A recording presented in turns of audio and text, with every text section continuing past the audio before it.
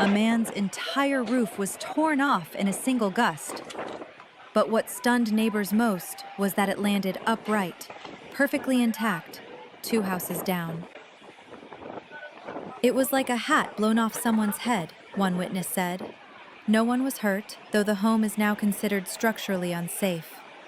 Insurance adjusters called it an extremely rare wind pattern event. The homeowner joked, "If anyone needs a roof, I've got a spare."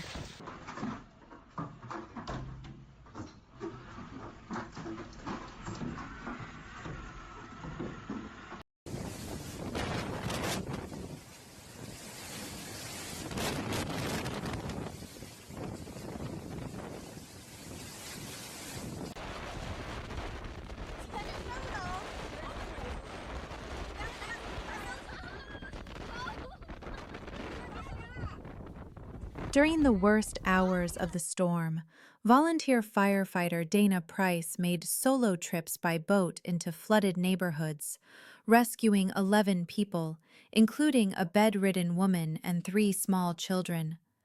With official resources overwhelmed, Price launched her own kayak from the fire station and worked through the night. "I just couldn't sit there and wait," she said. Battling wind, darkness, and floating wreckage, she pulled one family from a rooftop using bedsheets as rope. Residents are calling her a hero. "She didn't hesitate," one survivor said. "She saved us when no one else could get through."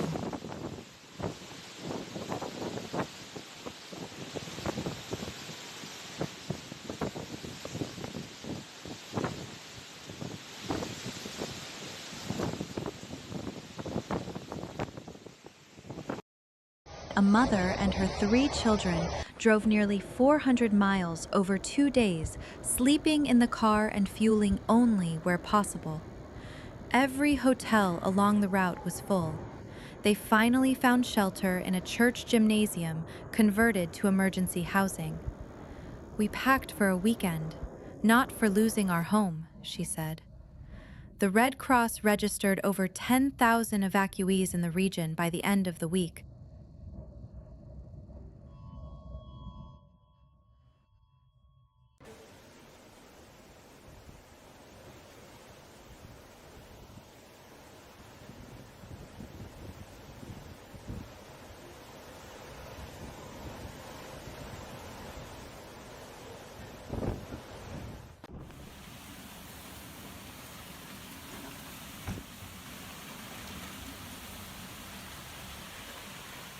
After the storm passed, silence fell so suddenly it felt wrong.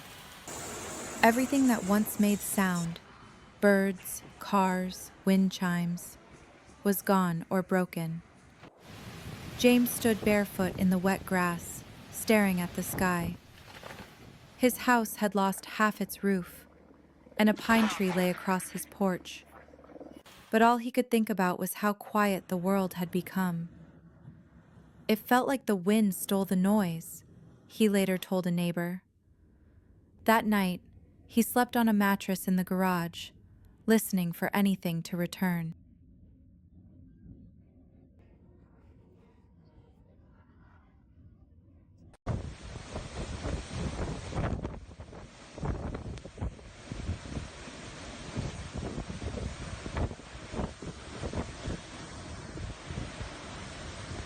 The downtown business district was left in ruins after sustained winds sheared off signage, shattered storefronts, and caused partial collapses in 4 commercial buildings. The city estimates more than $70 million in damage to infrastructure alone. Crews are still working to clear glass and metal from the main thoroughfares. Of the 123 businesses surveyed post-storm, only 27 were able to reopen. Local officials have requested federal disaster relief as cleanup efforts intensify.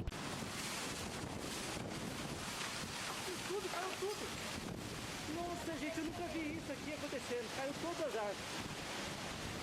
Filha do céu. Tornado mesmo.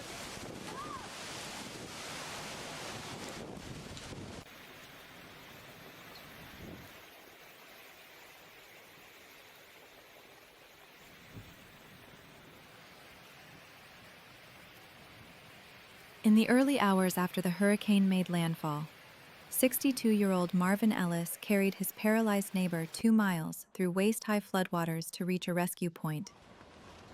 With no cell service and streets submerged, Ellis wrapped the man in plastic sheeting, tied him to his back with extension cords, and waded through swirling debris. "I couldn't leave him. He's family," Ellis said. Both were treated for exhaustion and exposure. Paramedics say their survival came down to Ellis's strength, calm thinking, and deep sense of duty. "He saved my life," the neighbor whispered from his hospital bed.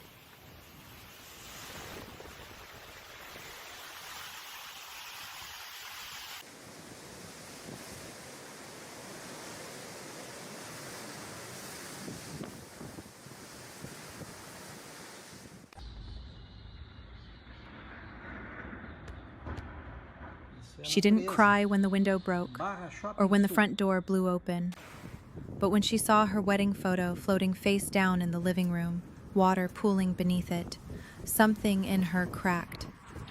She picked it up, wiped it gently, and sat down in the middle of the chaos, holding it in her lap.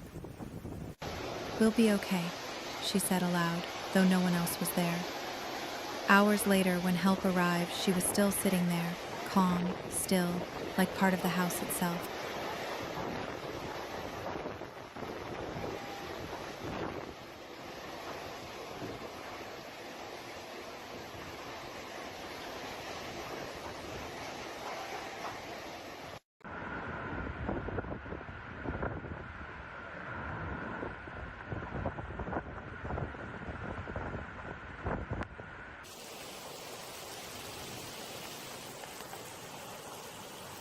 A 30-foot metal billboard was torn from supports and hurled through the second-story window of a downtown apartment complex. Miraculously, no one was in the room when it hit. The wind-carried structure demolished furniture, shattered glass, and embedded part of itself into the opposite wall. "It sounded like a bomb went off," said a neighbor. Fire officials said if the impact had happened an hour earlier, during a birthday party in the same unit, there would have been fatalities. The billboard's remains were later found 4 blocks away.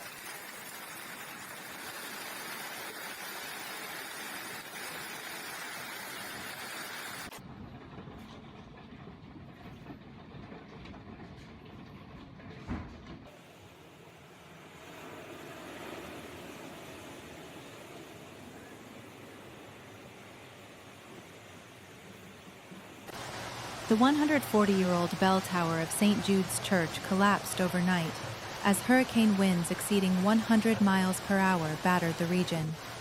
Witnesses described a thunderous cracking sound before the structure crumbled, scattering bricks across the square. No one was injured as the area had been evacuated, but the loss of the historic landmark hit locals hard. "It was the soul of this town," one resident said through tears. Authorities say the winds were too strong for the aging structure to withstand. Volunteers are already planning to preserve parts of the wreckage for future restoration.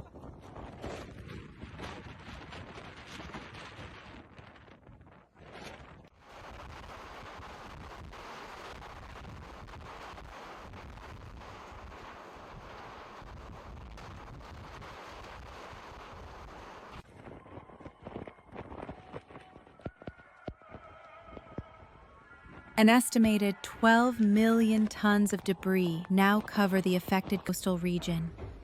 Everything from drywall to rooftops to boats thrown inland lies in chaotic piles across roads and lawns.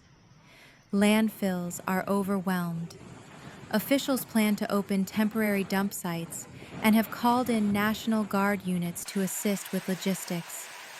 Cleanup costs could exceed $500 million.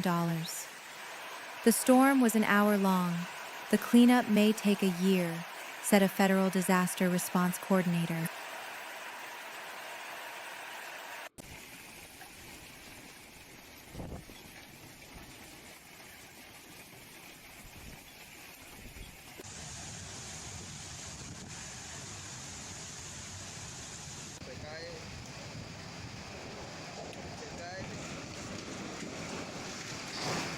As winds intensified and their home began to shake, the Patel family abandoned their living room and climbed into the walk-in freezer at the back of their restaurant.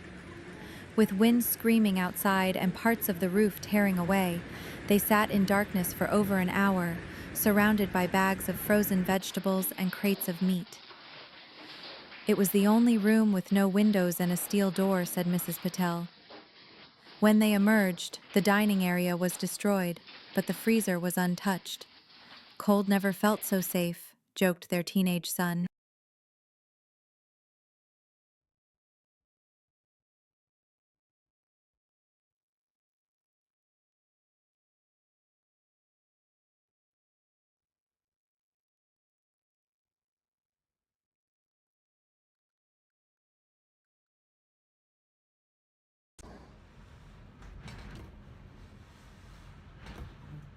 Responders searching a flooded street found a 2-year-old girl sitting on a floating couch, soaked but alive, her arms wrapped tightly around the family dog. No adults were nearby. The home had been destroyed hours earlier, and it's believed the rising water lifted the furniture to safety. The dog, a Labrador mix, reportedly barked until rescuers approached. Both were taken to a shelter, where the girl was quickly reunited with relatives. "We don't know how they survived," one firefighter said, but that dog never left her side. Authorities are calling it a small miracle amid widespread devastation.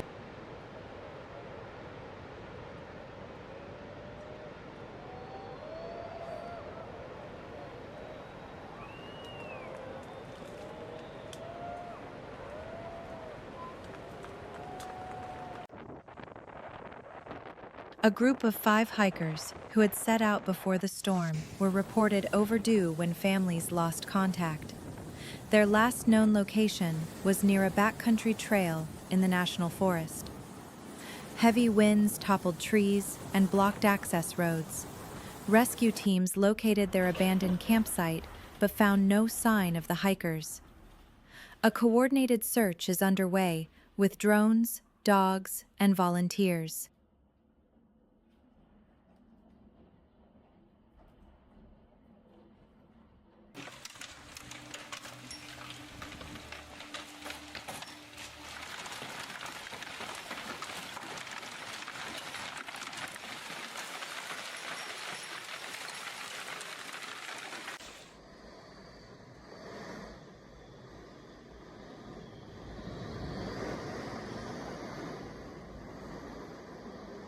A rescue team responding to a 911 call found an elderly man trapped in his attic by rising water.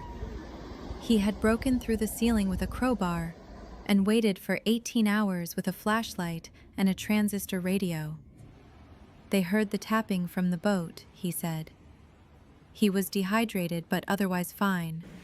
They were angels, he said of the crew.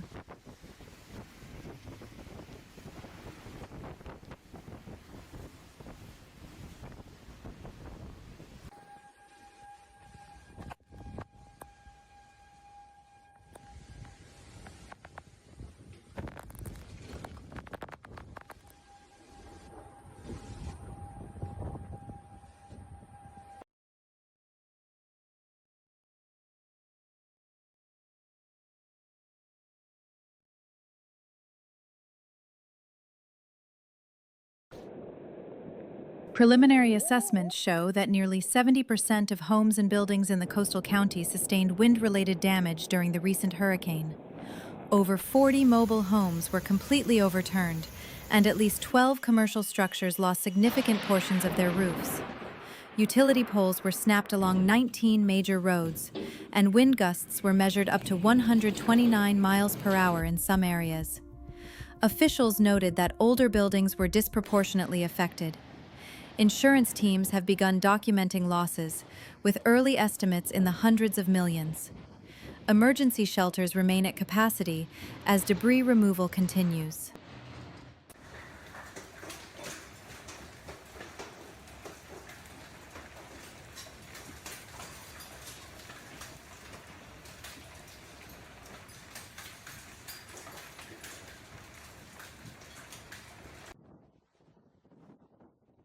In the rural outskirts of the county, two massive wind turbine blades snapped mid-storm, scattering fiberglass across nearby fields. Residents say the sound was like cannon fire. One farmer found a 12-foot shard embedded in his barn. It missed the cows by inches, he said. The turbines, rated for high winds, weren't meant to withstand the recorded 140 miles per hour gusts. No injuries were reported, but the incident reignited debate about wind energy infrastructure in hurricane-prone areas. Engineers have been dispatched to assess the remaining turbines for structural weakness.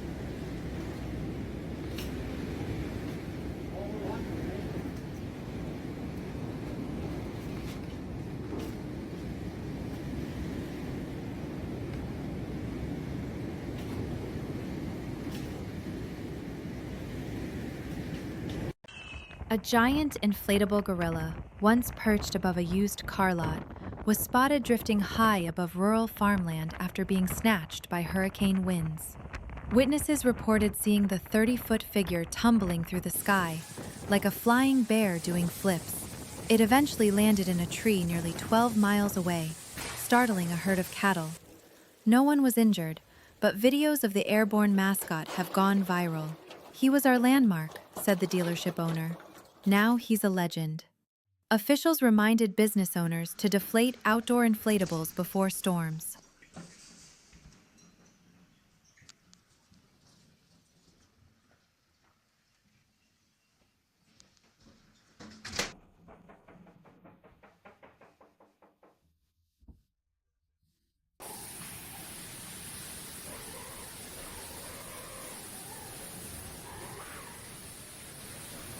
After the hurricane and widespread flooding along the southern coast, rescue teams found 17-year-old Lucas Reyes floating alone through a submerged neighborhood, clinging to the door of a refrigerator. His family's trailer had been swept away overnight.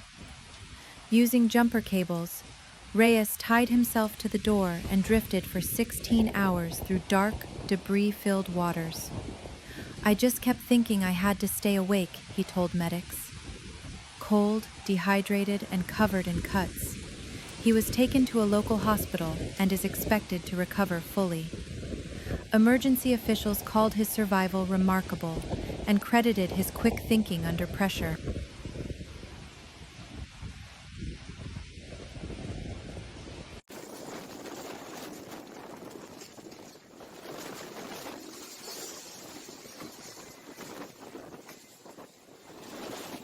The morning after, children wandered the neighborhood, pointing out what had changed.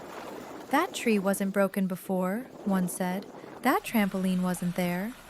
They turned it into a game, spot the difference, but the parents watched in silence, tallying lost cars, collapsed roofs, shredded fences. One boy found a soggy storybook in a ditch and began reading aloud, sitting cross-legged on the wet sidewalk. Others joined him. For a moment, no one remembered the night's terror, only the sound of a child's voice trying to bring a story back to life.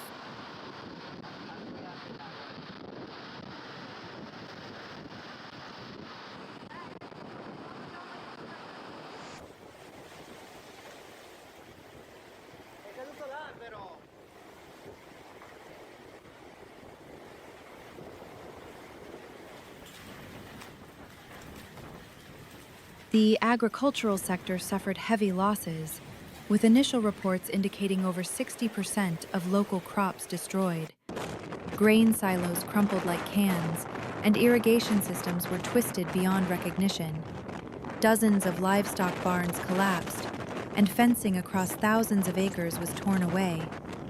Farmers say it could take years to recover. One dairy cooperative reported 180 animals missing or dead. The State Agricultural Board is coordinating emergency aid and veterinary support in the hardest-hit rural zones.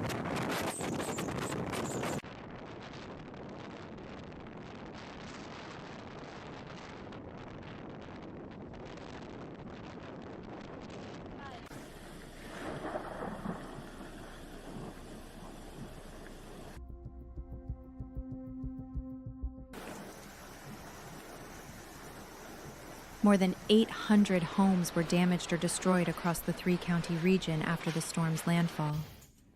Preliminary aerial surveys revealed entire neighborhoods with only concrete slabs remaining. Emergency services reported over 1,200 calls in the first 12 hours. Winds exceeding 130 miles per hour tore roofs from apartment buildings and scattered insulation across highways. Officials estimate it will take at least 6 months to restore power fully. This is the worst structural damage we've seen in decades, said the regional director of emergency management.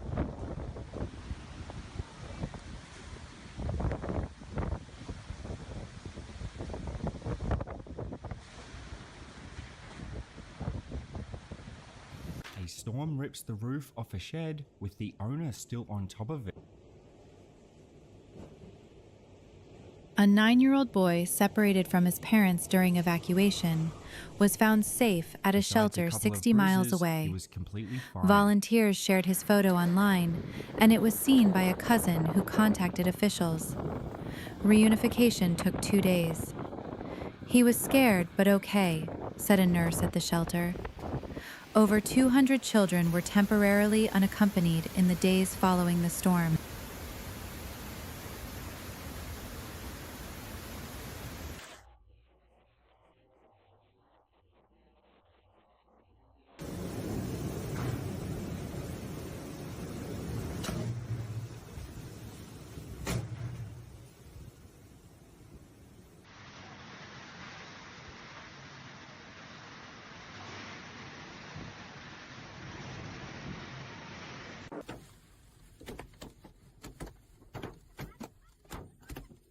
After the storm cleared, dozens of residents posted photos of found items to help neighbors reconnect with lost property. One family was shocked to see their trampoline wedged high in a pine tree 2 streets over, despite having tied it down. It looked like a nest for giant birds, the father said. The trampoline frame was twisted, but mostly intact. With help from a tree service, they managed to recover it. Next time, he laughed, I'm chaining it to the car. Officials continue to warn that unsecured backyard items can become deadly projectiles in hurricane winds.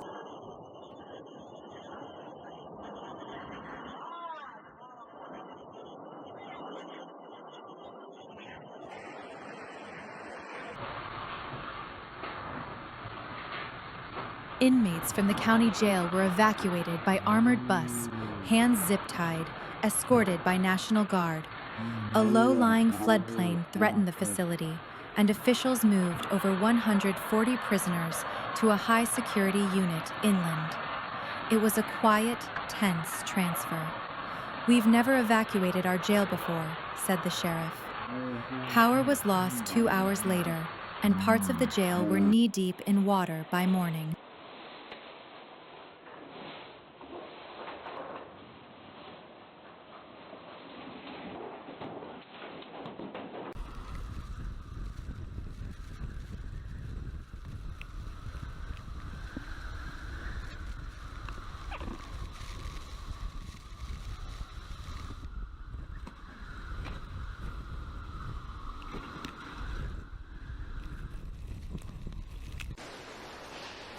A woman driving home before the worst of the winds hit watched in horror as the truck in front of her lifted off the highway and spun like a paper cup before crashing into a ditch.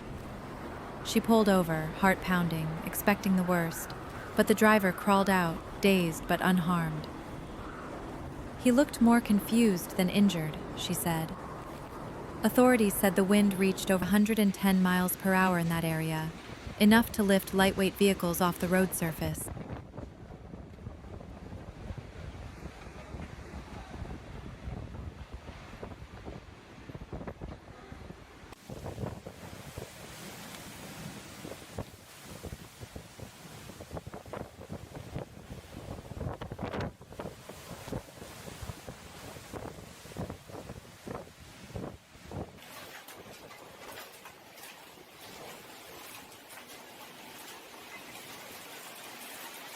A caravan of RVs and pickup trucks crawled along the interstate, packed with families, pets, and everything they could strap down.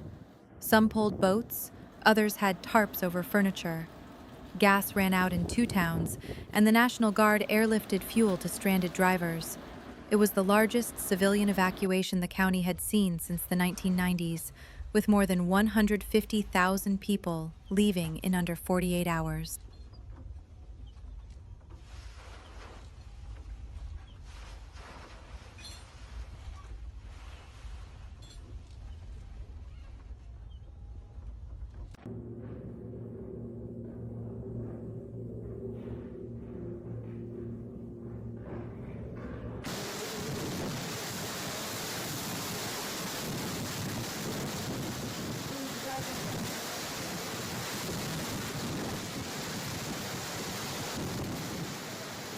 After the storm, a cross made of driftwood was discovered lodged upright in a sand dune where dozens had sought shelter. Locals have since preserved it as a symbol. "It felt like he marked the place where we were saved," said one evacuee. "We'll never move it."